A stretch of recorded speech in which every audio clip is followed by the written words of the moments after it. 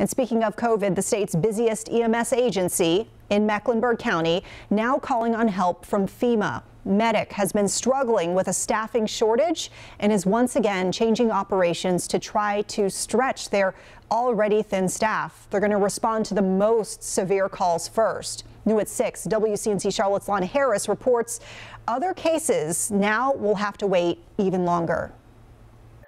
We know that COVID is spreading rapidly in our community and it is impacting Medic. Jonathan Studnek with Mecklenburg EMS explained the Tuesday before Christmas, Medic only had 3 employees in isolation due to COVID. Now, a little less than 2 weeks later, we have 33 employees in isolation due to COVID. And Studnek says EMS was already short-staffed. Our full budgeted staff of field providers is 374.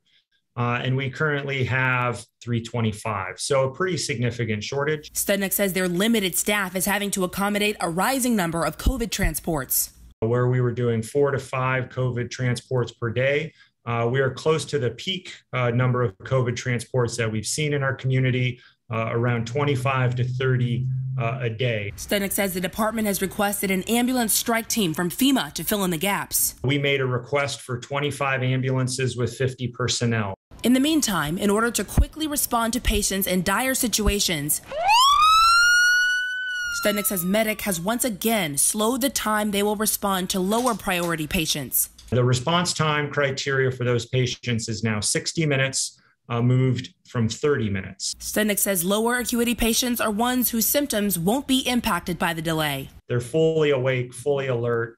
They're not having chest pain. They're not having difficulty breathing. Studnek says they will also limit non-emergency ambulance trips from hospitals. We don't have the resources to help discharge patients to locations outside of Mecklenburg County, so we'll be ceasing that work for at least 30 days. Lana Harris, WCNC Charlotte. Now, Medic also tells us it is working to hire more staff.